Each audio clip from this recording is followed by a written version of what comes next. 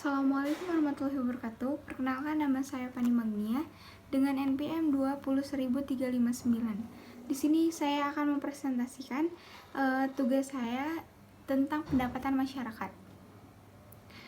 Pembahasan yang pertama adalah tentang pengertian pendapatan masyarakat. Pengertian dari pendapatan adalah seluruh penerimaan baik berupa uang maupun berupa barang yang berasal dari pihak lain maupun hasil dari industri.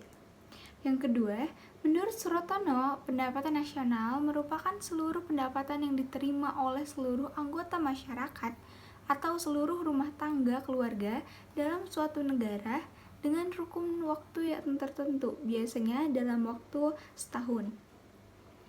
Kemudian pembahasan yang kedua adalah tentang sumber-sumber pendapatan masyarakat. Ada 5 sumber pendapatan masyarakat. Yang pertama yaitu bunga tanah. Yang kedua adalah upah buruh atau upah tenaga kerja. Yang ketiga adalah bunga modal. Yang keempat yaitu laba pengusaha. Dan yang kelima adalah resiko bisnis. Selanjutnya, tentang upah dan juga teorinya. Upah memiliki 2 definisi. Yang pertama, definisi dalam artian yang luas, yaitu upah yang diterima sebagai balas jasa yang semua pekerjaannya tertuju kepada usaha produksi pekerjaan yang menggunakan tenaga rohani, pemikiran, ataupun otak. Yang kedua adalah definisi upah dalam artian yang terbatas. Upah yang diterima sebagai balas jasa semua macam pekerjaan yang tertuju pada usaha produksi yang menggunakan tenaga jasmani atau fisik. Kemudian teori upah. Ada beberapa teori upah yang saya cantumkan. Yang pertama yaitu teori paralel Ricardo. Tinggi rendahnya upah buruh ditentukan oleh harga hasil bumi. Yang kedua adalah teori upah besi oleh Ferdinand Lassalle, di mana ia menganggap ada upah asli dan juga ada upah besar.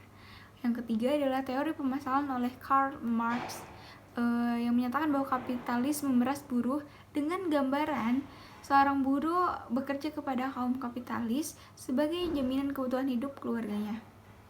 Yang keempat adalah teori upah oleh Stuart M. Coolidge. Tingginya upah tergantung kepada dari besarnya dana dan juga jumlah buruh yang memperoleh bayaran dari dana. Sejumlah buruh memperoleh tambahan upah. Akhirnya penurunan upah bagi kelompok buruh yang lainnya. Selanjutnya saya akan membahas tentang co-partnership. Apa sih co-partnership itu?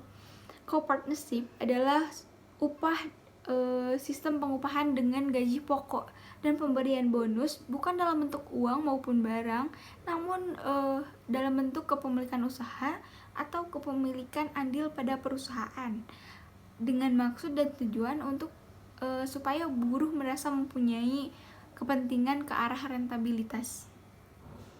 Selanjutnya adalah bunga modal dan teorinya.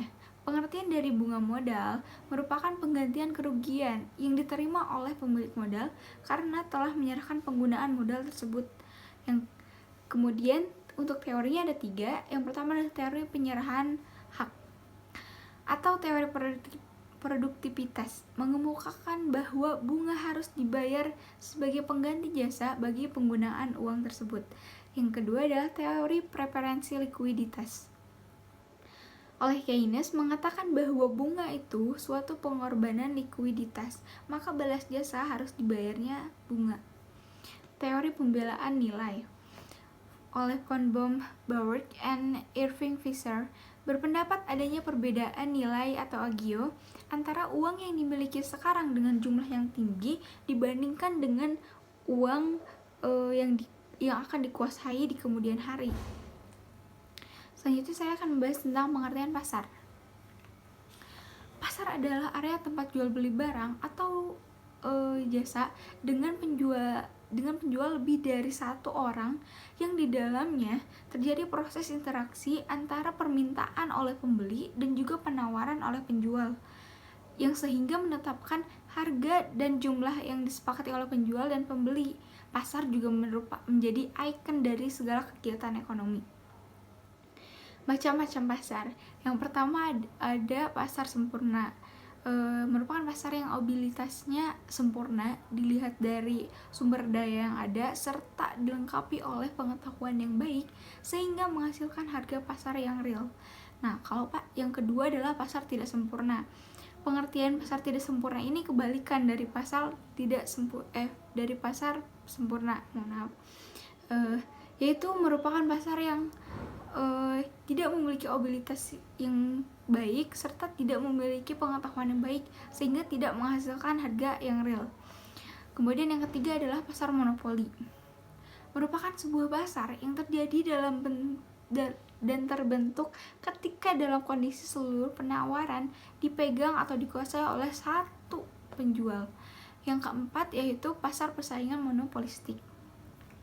Adalah pasar yang berada di antara dua jenis pasar yang ekstrim, yaitu pasar persaingan sempurna dengan pasar monopoli. Yang kelima adalah pasar oligopoli. Adalah pasar yang terdiri dari hanya beberapa produsen saja. Yang keenam yaitu pemusatan kekuatan ekonomi. Adanya penguasaan yang nyata atas suatu pasar bersangkutan oleh satu atau lebih pelaku usaha sehingga dapat menentukan harga barang dan atau jasa. Kemudian saya akan membahas laba dan juga teorinya. Pengertian laba pengusahaan merupakan pendapatan usahawan atau ondernemers wins. Kemudian teorinya, ada 3 teori. Yang pertama yaitu ajaran klasik atau teori residual. Oleh Ricardo memandang laba pengusahaan sebagai sisa dari pendapatan setelah semua ongkos produksi dibayarkan. Yang kedua adalah teori dinamis. Di sini akan memperoleh kemajuan dari laba. Yang ketiga yaitu teori Anglo-Amerika. Menurut Marshall, pengusaha layak menerima premi resiko sebagai balas jasa penyerahan kecakapan. Selanjutnya saya akan membahas tentang Undang-Undang Nomor 13 Tahun 2003 tentang Ketenagakerjaan.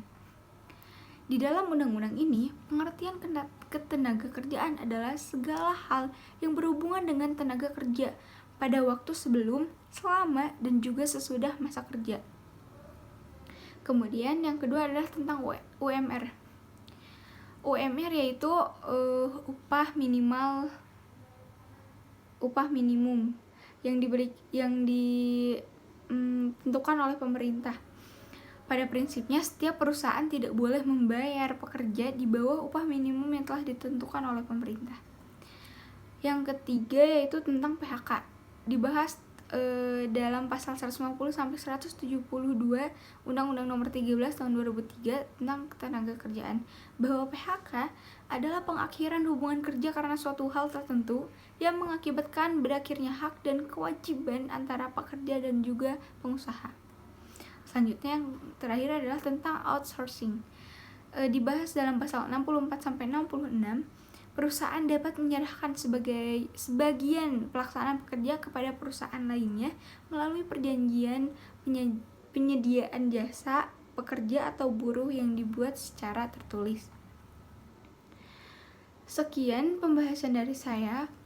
Mohon maaf bila ada kesalahan. Terima kasih. Wassalamualaikum warahmatullahi wabarakatuh.